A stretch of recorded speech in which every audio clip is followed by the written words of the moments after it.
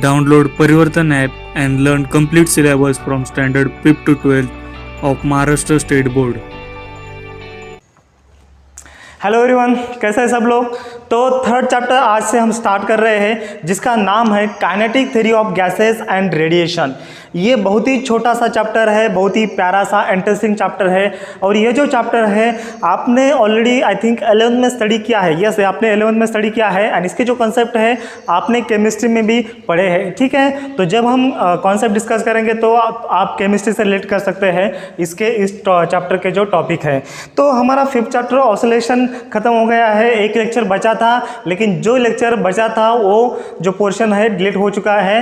तो हमारा जो ऑसिलेशन चैप्टर है वो खत्म हो चुका है। मतलब टोटल जो वीडियो हमारे बने हैं ऑसिलेशन चैप्टर के 12 वीडियो बने हैं। अगर किसी ने नहीं देखा है ऑसिलेशन चैप्टर तो उसके ऊपर मैंने एक सेपरेट प्लेलिस्ट बनाया है ऑसिलेशन चैप्टर का, तो आप देख सकते हैं। टोटल 12 वीडियो है, ठीक है। और उसका जो एक्सरसाइज है वो भी हम बनाने वाले हैं। जो पोर्शन डिलीट हो गया है उसके हम न्यूमेरिकल हटा के बाकी के जो न्यूमेरिकल है उसका हम सॉल्यूशन आपको देंगे बहुत जल्दी, ठीक है। तो आज हम चैप्टर को स्टार्ट कर लेते हैं, kinetic theory of gases and radiation. तो इसका आपने नाम सुना है, ठीक है। तो काइनेटिक थ्योरी ऑफ गैसेस मतलब क्या होता है, एक स्टेट ऑफ मैटर होता है, सॉलिड, लिक्विड एंड गैसेस, ठीक है। तो गैसेस एक मैटर का एक स्टेट है एंड उसका हमें काइनेटिक स्टडी करना है। काइनेटिक मतलब गैस जब मोशन में आता है तो वो कैसे बिहेव करता है ये हमें स्टडी करना है। एंड रेडिएशन मतलब क्या है, जो रेज होते हैं उसका भी हमें स्टडी करना है इस चैप्टर में, ठीक है। तो यहाँ पर हम स्टार्ट करते हैं। तो यहाँ पर कुछ क्वेश्चन दिए हैं, कैन यू रिकॉल के। तो फर्स्ट क्वेश्चन दिया है what are different state of matter, ठीक है। तो यहाँ पर पहले हम कैन यू रिकॉल के कुछ क्वेश्चन कवर कर लेते हैं। कैन यू रिकॉल ये हमने ऑलरेडी स्टडी किया है 10th में 11th में केमिस्ट्री में ये स्टडी किया है। तो फर्स्ट क्वेश्चन बहुत ही बेसिक है, what are state of matter. कौन कौन सा स्टेट ऑफ मैटर है आप ये बता दो यार। सॉलिड है, लिक्विड है, गैसेस है। उसके बाद भी 2 स्टेट होते हैं जिसका नाम है प्लाज्मा एंड बोस-आइंस्टाइन कंडेंसेट, ठीक है। तो कौन कौन सा स्टेट है, what are the state of matter, इसका जो आंसर है क्या आएगा इसका आंसर, ये तो सबको पता है। हम 5th से स्टडी करके आ रहे हैं, सॉलिड, लिक्विड, गैसेस। 4th वाला कौन सा है, प्लाज्मा, ठीक है। प्लाज्मा किसको पता है। एंड लास्ट वाला कौन सा है, बोस-आइंस्टाइन कंडेंसेट, ठीक है।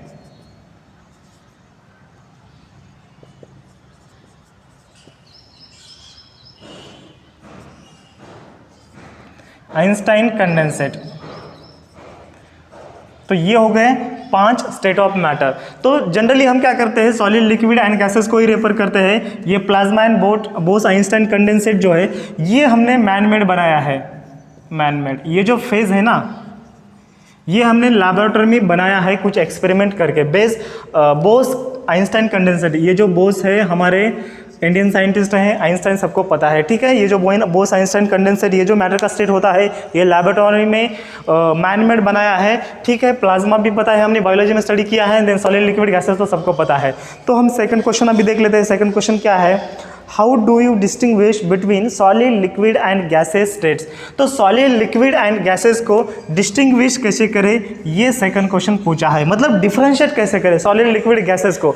ये यार मेरे ख्याल से 9th स्टैंडर्ड में हमने मतलब स्टडी किया था कि distinguish between solid, liquid and gases, ठीक है। तो आप ही मुझे बता दीजिए, वीडियो को जल्दी पॉज कीजिए एंड मुझे बता दीजिए कि सॉलिड, लिक्विड एंड गैसेस को हम डिस्टिंग्विश कैसे करते हैं। कैसे करते हैं, फर्स्ट फैक्टर आता है इंटरमोलिकुलर फोर्स ऑफ अट्रैक्शन, ठीक है। तो intermolecular force of attraction solid में सबसे ज़्यादा होता है, लिक्विड में सॉलिड से कम होता है एंड गैसेस में क्या होता है, लिक्विड से कम होता है। मतलब गैसेस में सबसे कम होता है intermolecular force of attraction, liquid में गैसेस से ज़्यादा होता है, सॉलिड में सबसे ज़्यादा होता है। उसकी वजह से जो सॉलिड है वो क्या होता है, एक डेफिनेट शेप होता है। तो देन दूसरा जो हमने डिस्टिंग्विश कैसे किया था, शेप एंड इसको सॉलिड को डेफिनेट शेप होता है, इसको भी एक ये क्या करता है, लिक्विड कंटेनर का शेप ऑक्यूपाई करता है एंड गैसेस को एक डेफिनेट शेप नहीं होता। ये हो गया।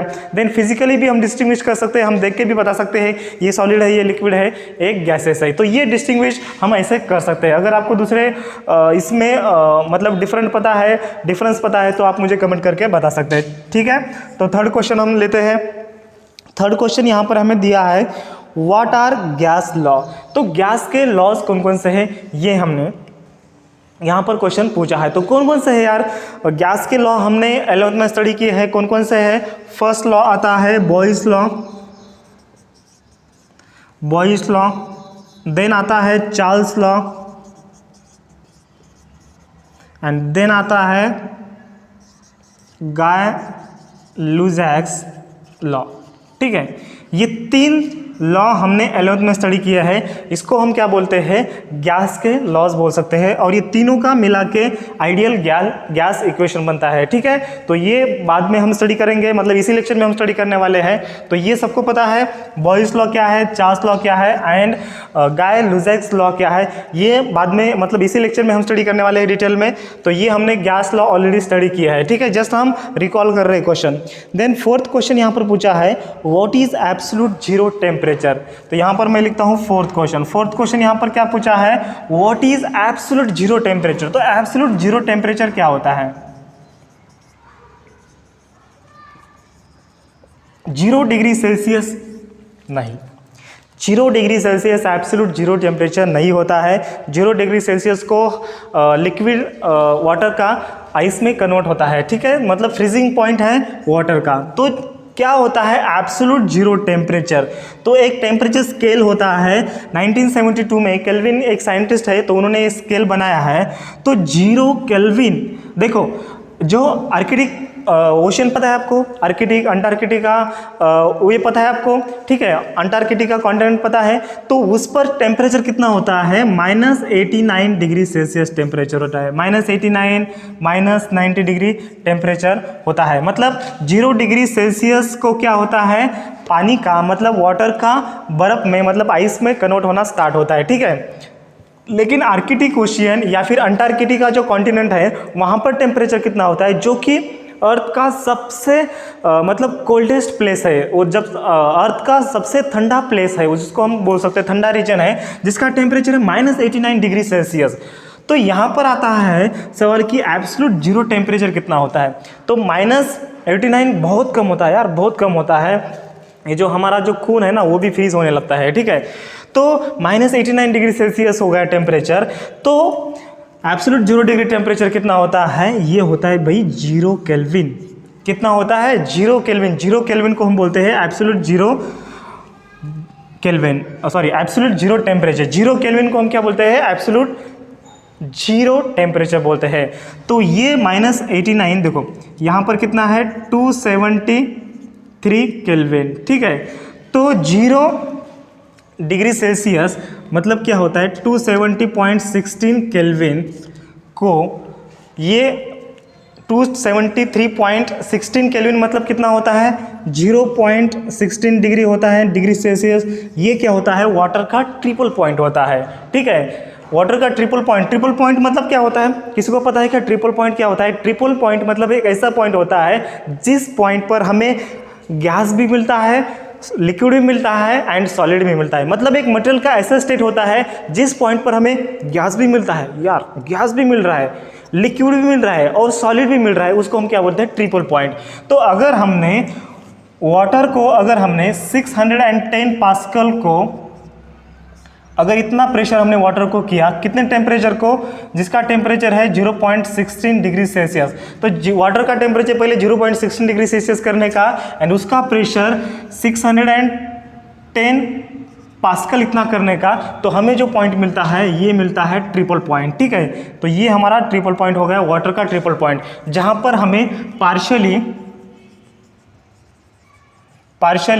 क्या मिलता है? आइस भी मिलता है, देन लिक्विड वाटर भी मिलता है एंड गैसियस वाटर भी मिलता है। ठीक है, गैसियस वाटर भी मिलता है। मतलब वाटर के जो तीनों स्टेट है यहाँ पर हमें मिलते हैं, जिसको हम बोलते हैं ट्रिपल पॉइंट ऑफ वाटर। ठीक है, तो ये हो गया 0.16 डिग्री सेल्सियस को triple point of water. Then 0 के नीचे ये आ गया -89 डिग्री सेल्सियस, ये आ गया भाई -100 डिग्री सेल्सियस। तो ये आ गया 1 केल्विन मतलब कितना हो गया? ये आ गया -273 केल्विन। ठीक है, तो -273 केल्विन मतलब क्या होता है? -273 डिग्री सेल्सियस। ये क्या होता है? ये होता है जीरो एब्सोल्यूट जीरो टेम्परेचर, मतलब जीरो एब्सोल्यूट जीरो टेम्परेचर सबको पता गया, चल गया। ओके, ये एक ऐसा टेम्परेचर पॉइंट होता है जो कि नेचुरली एग्जिस्ट नहीं है। हमारे लैब अभी इतने एडवांस हो गए हैं, कूलिंग जो लैब है इतने एडवांस हो चुके हैं कि उस लैब में हम 0 केल्विन टेम्परेचर भी ला सकते हैं। अगर 0 केल्विन टेम्परेचर मतलब ये जो मटेरियल है ना, ये मटेरियल के जो एटम है ना, ये एटम क्या हो जाते हैं, इसका मोशन क्या होता है, इसका जो काइनेटिक एनर्जी क्या होता है, वो नियरली इक्वल टू 0 के आसपास हो जाता है। ये मूव नहीं हो पाते, इतना टेम्परेचर होता है, इसकी आप कल्पना भी नहीं कर सकते। ठीक है, तो फोर्थ क्वेश्चन सबको समझ में आ गया, what is the absolute zero temperature. इसका आंसर है absolute zero temperature is the 0 kelvin temperature. ठीक है, ओके। देन फिफ्थ क्वेश्चन है, यहां पर पूछा है fifth question, what is Avogadro's number and what is the mole. ठीक है, ये सबने नोट डाउन किया, तो इसको थोड़ा नोट डाउन कीजिए, इसको मैं रब करता हूं एंड अगला क्वेश्चन मैं कवर करता हूं। तो फिफ्थ क्वेश्चन अभी हम स्टार्ट कर लेते हैं। तो फिफ्थ क्वेश्चन हमें क्या पूछा है, what is Avogadro's number and what is 1 मोल। ये दोस्तों कंसेप्ट जो है आपने केमिस्ट्री में स्टडी किया है, 11th स्टैंडर्ड में, 12th स्टैंडर्ड में भी आपने स्टडी किया है। तो टिकुले सर ने भी आपको शायद बताया होगा व्हाट इज 1 मोल। ठीक है, तो एवोगाड्रोस नंबर क्या होता है, 1 मोल में कितने पार्टिकल होते हैं उसको क्या बोलते हैं हम, एवोगाड्रोस नंबर। ठीक है, तो 1 मोल में हाउ मेनी particles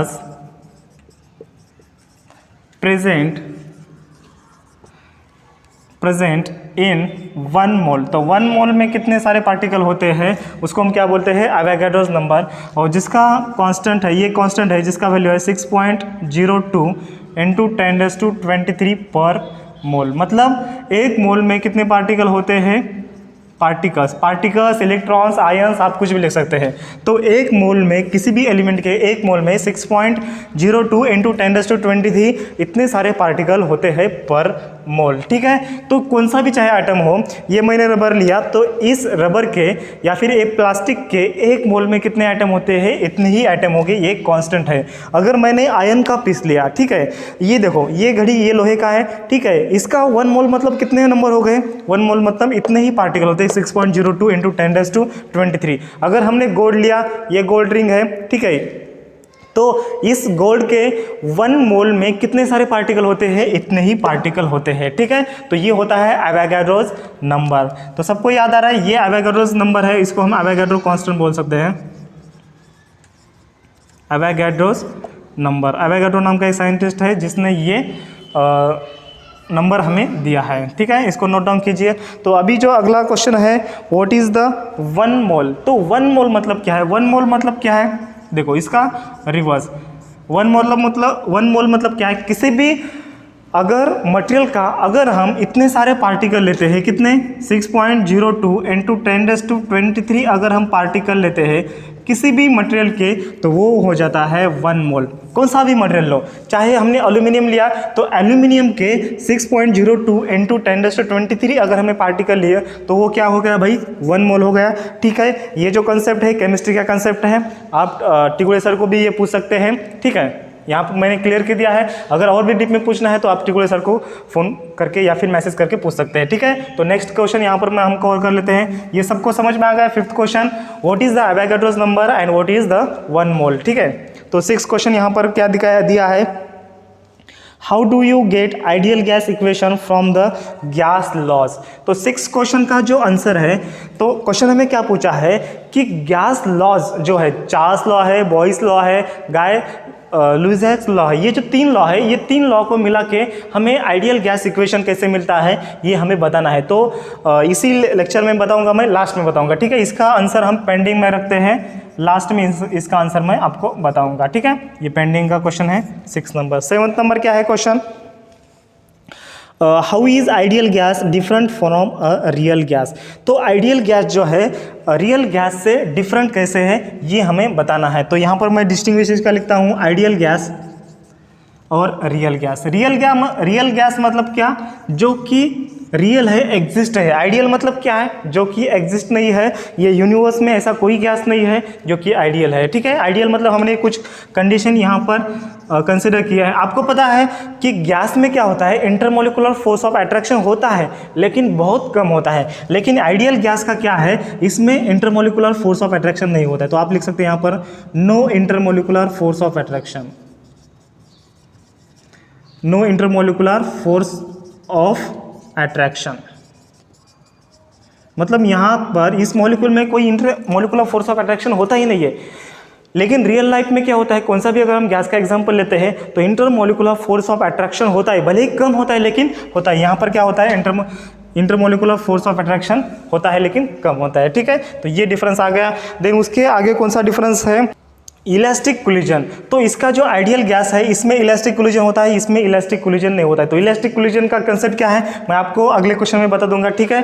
तो कोई क्वेश्चन पूछा है 8 नंबर का, इलास्टिक कोलिजन क्या है। यस, इलास्टिक कोलिजन बताया है। Then no definite volume. जो आइडियल गैस है, आइडियल गैस को एक डेफिनेट वॉल्यूम नहीं होता है। जैसे कि मैंने बताया आपको सॉलिड, लिक्विड एंड गैसेस का डिफरेंशिएट कैसे करते हैं। लिक्विड को क्या होता है, एक डेफिनेट शेप होता है क्या, यस होता है, वो कंटेनर का जो शेप है वो ऑक्यूपाई करता है। लेकिन गैस को क्या होता है, एक डेफिनेट शेप नहीं होता है। लेकिन अगर रियल गैस है उसको कुछ ना कुछ डेफिनेट शेप होगा यार। देखो रियल गैस यहाँ से गया, यहाँ से आ गया, यहाँ से आ गया, ये कुछ ना कुछ शेप बन रहा है ना। लेकिन आइडियल गैस में ऐसा कोई डेफिनेट शेप नहीं होता है। इधर डेफिनेट थोड़ा बहुत मतलब शेप होता है, अगर हमने बनाया तो कैसे इरेगुलर शेप बनेगा, तो मतलब ये कुछ ना कुछ शेप फॉर्म हो रहा है, ठीक है। तो लेकिन आइडियल गैस में ऐसा कुछ शेप नहीं होता है। अभी एक डिफरेंस मैंने क्या बताया था, इसमें क्या होता है, इलास्टिक कोलिजन होता है, इसमें इलास्टिक कोलिजन नहीं होता है। ये हम क्वेश्चन कवर कर लेते हैं, ठीक है। तो क्वेश्चन नंबर यहाँ पर 8 पूछा है, what is elastic collision of particle. तो इलास्टिक कोलिजन ऑफ पार्टिकल क्या होता है, 8 नंबर का क्वेश्चन पूछा है हमें, इसको आपने नोट डाउन किया है, ठीक है। जस्ट हमें रिकॉल करना है, ये कॉन्सेप्ट हमने ऑलरेडी स्टडी किया है। ये क्वेश्चन कुछ बोर्ड एग्जाम में आपके पूछेंगे नहीं, सिर्फ हमें रिकॉल करना है, ठीक है। सो 8 नंबर का क्वेश्चन क्या है, what is the elastic collision.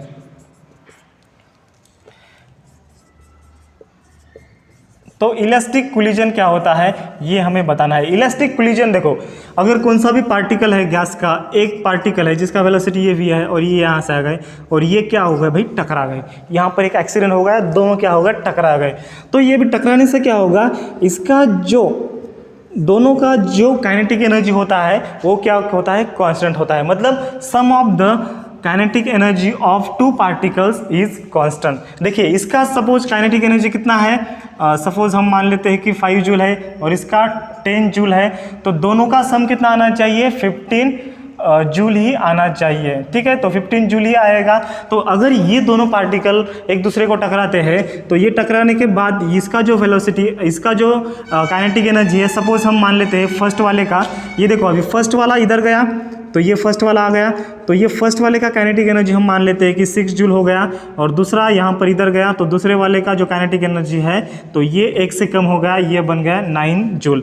मतलब इसका काइनेटिक एनर्जी बढ़ा, इसका कम हुआ, लेकिन दोनों का जो सम है ये क्या है, दोनों का जो एडिशन है ये क्या है, 15 है, 15 ही है। मतलब दोनों का जो काइनेटिक एनर्जी का जो सम है वो क्या है, कांस्टेंट है। समझ में आ गया। देखो भले ही काइनेटिक एनर्जी चेंज हो रही है लेकिन दोनों का एडिशन कितना है भाई, दोनों का एडिशन तो कांस्टेंट ही है, 15 जूल। मतलब दोनों का एडिशन क्या है, कांस्टेंट है। मतलब जो काइनेटिक एनर्जी दोनों पार्टिकल का सेपरेट है, ये क्या हो रहा है, कोलाइड हो रहे हैं, तो ये काइनेटिक एनर्जी का दूसरे एनर्जी में कन्वर्ट नहीं हो रहा है। हीट एनर्जी जैसे कि पोटेंशियल एनर्जी, ठीक है, तो हीट एनर्जी में पोटेंशियल एनर्जी में कन्वर्जन नहीं हो रहा है। जैसे कि दो अगर मैटर एक दूसरे को टकरा जाते हैं तो क्या होता है कि उसका जो काइनेटिक एनर्जी है, some kinetic energies get converted into the heat energy. तो यहाँ पर ऐसा नहीं होता है कि ये पार्टिकल का, दोनों पार्टिकल अगर टकरा जाते हैं तो हीट एनर्जी जनरेट नहीं होगी, पोटेंशियल एनर्जी में कन्वर्ट नहीं होगा।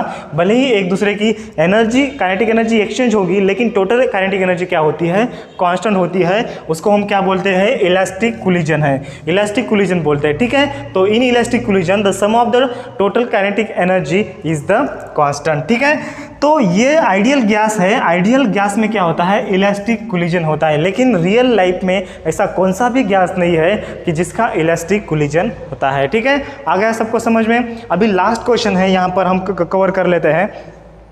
तो क्या है, what is Dalton's law of partial pressure. ठीक है, इसको आप नोट डाउन कीजिए, हम लास्ट क्वेश्चन कवर कर लेते हैं।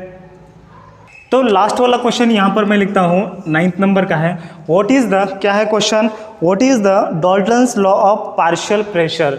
डाल्टन्स का पार्शियल प्रेशर का लॉ क्या है, ये हमने दोस्तों ऑलरेडी 9th स्टैंडर्ड में स्टडी किया है। देखिए, एक यहाँ पर मैंने क्या किया है, एक कंटेनर लिया है, तो इसमें अगर मैंने गैस फिलअप किया, ठीक है, इस सिलेंडर में मैंने क्या किया, ये सिलेंडर है, मान लेते ये सिलेंडर है, तो इस सिलेंडर में मैंने गैस फिलअप किया, तो 2 गैस मैंने फिलअप किए जो कि नॉन रिएक्टिव है। ठीक है, एक CO2 फिलअप किया एंड दूसरा ऐसा गैस फिलअप किया जो कि CO2 के साथ वो क्या होगा, रिएक्ट नहीं होगा। ये एक दूसरा ऐसे मैंने गैस फिल किया, मतलब 2 गैस मैंने फिल यहाँ पर किए हैं। तो टोटल प्रेशर क्या आएगा, टोटल प्रेशर क्या आएगा, इस वॉल के ऊपर इसका जो प्रेशर रहेगा और इसका जो प्रेशर रहेगा, दोनों का जो एडिशन है, दोनों का जो समेशन है, ये रहेगा टोटल प्रेशर, जिसको हम क्या बोलते हैं, Dalton's law of partial pressure. So what is the statement, it states that the total pressure acts on the gas is equal to the sum of the partial pressure of the individual gases in the mixture। मतलब इस mixture में जो gases present है, इसका जो amount of pressure है, इसका plus इसका, ये दोनों का जो एडिशन होता है,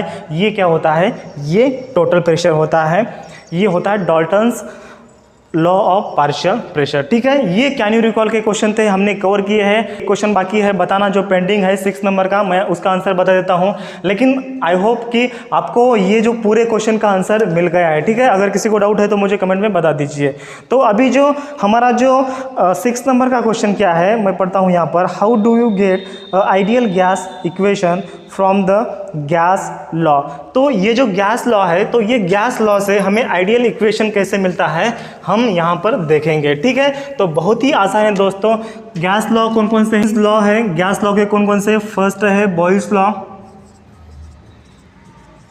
सेकंड कौन सा है भाई, चार्ल्स लॉ, ये हमने 11th में पढ़ा है। थर्ड कौन सा है,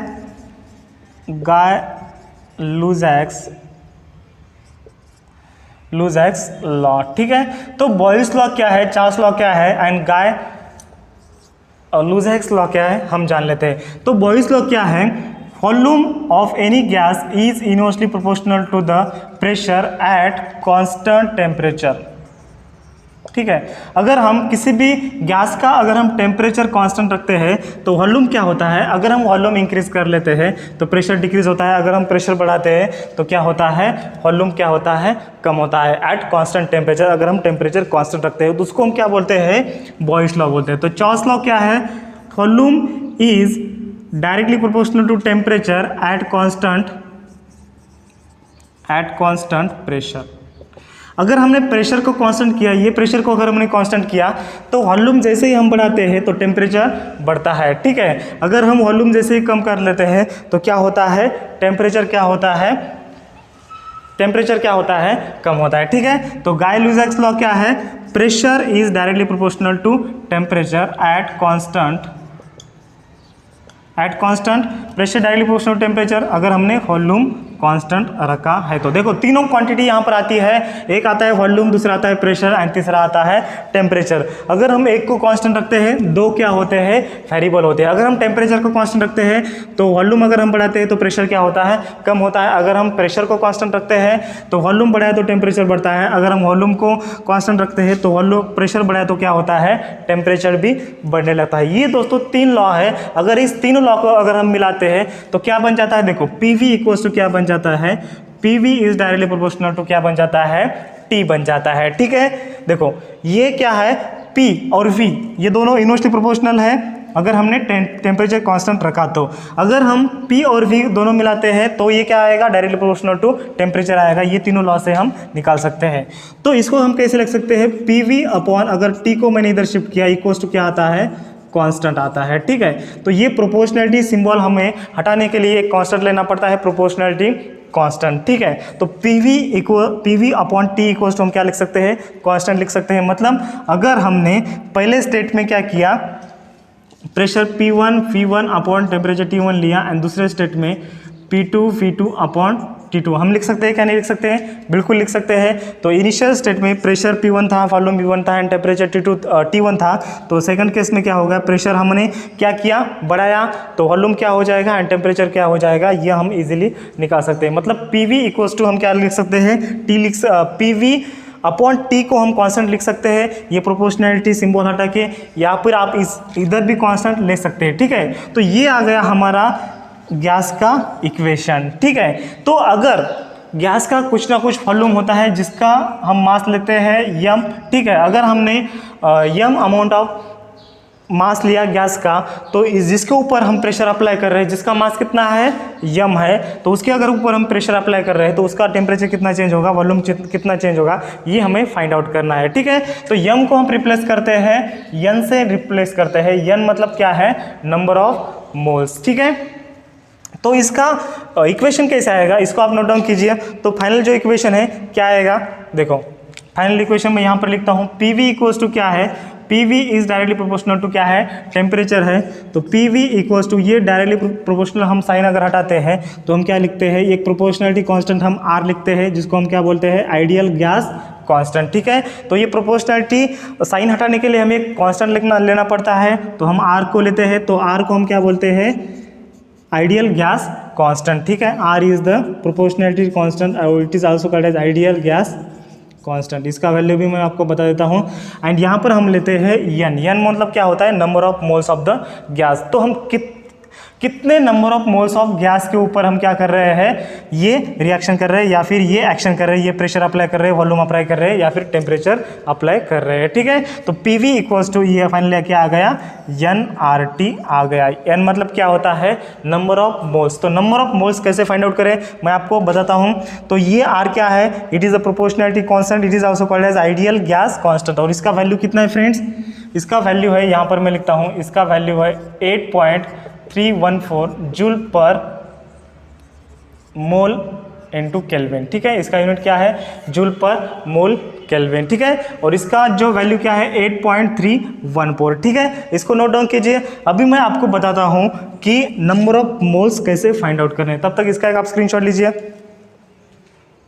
तो अभी नंबर ऑफ मोल्स का फॉर्मूला कैसे फाइंड आउट करें, तो नंबर ऑफ मोल्स का एक फॉर्मूला है N इक्वल्स टू, केमिस्ट्री में भी आपने स्टडी किया होगा। तो N इक्वल्स टू क्या होता है, मास ऑफ गैस, गैस का mass upon molar mass of gas, molar mass of gas, ठीक है। तो N अपॉन N, ये जिसको हम लिख सकते हैं, ठीक है। ये आपने केमिस्ट्री में भी स्टडी किया है।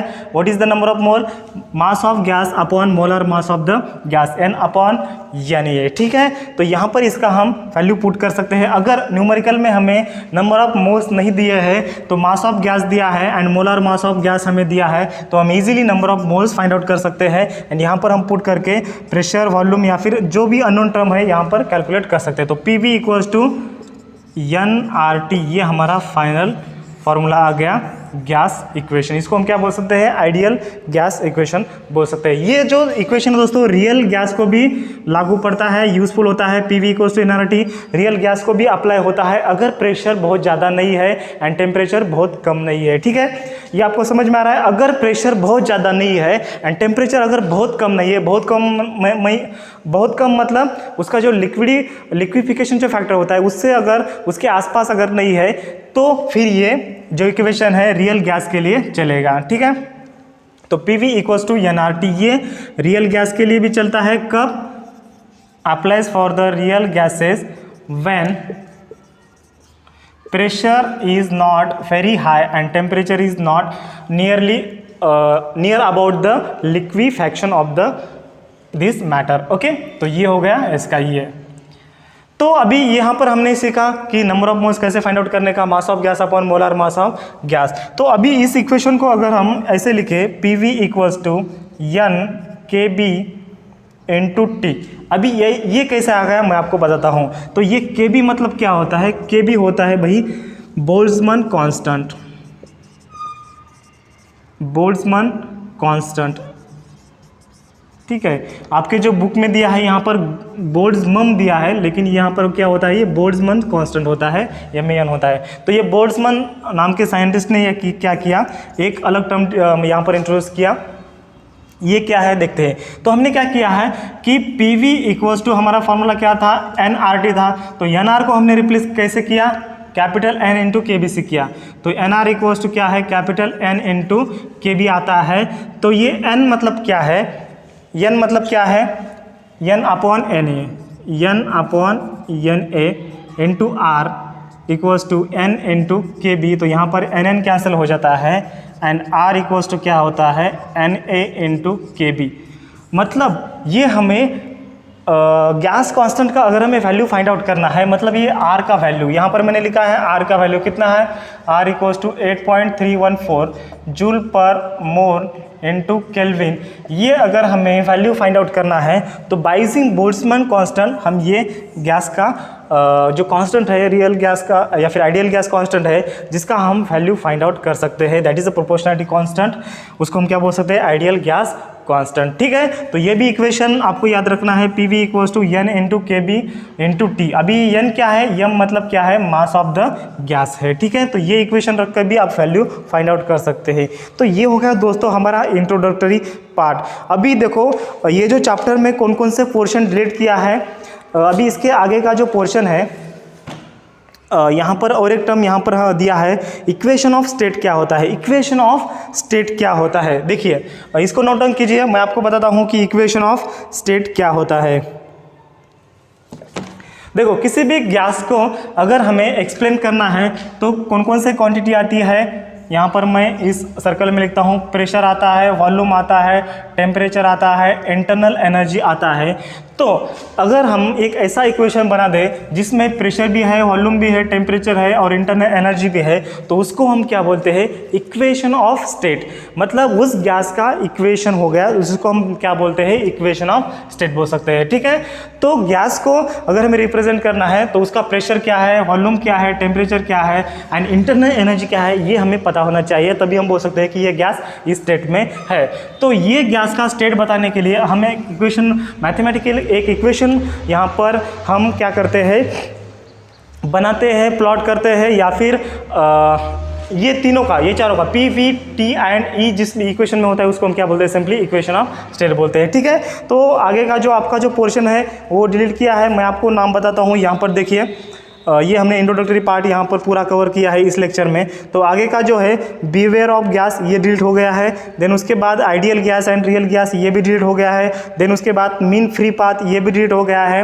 एंड हमारा जो अगला जो अभी टॉपिक है ये एक डेरिवेशन है, प्रेशर ऑफ आइडियल गैस, ये हम अगले लेक्चर में देखेंगे। बहुत ही IMP अगला लेक्चर है। ये जो डेरिवेशन है ना दोस्तों, 3 मार्क के लिए बहुत बार एग्जाम में पूछा गया है, तो कल हम ये डेरिवेशन कवर करेंगे। ठीक है, so thank you friends. Download Parivartan app made by Super Excellence Academy to watch more curriculum videos.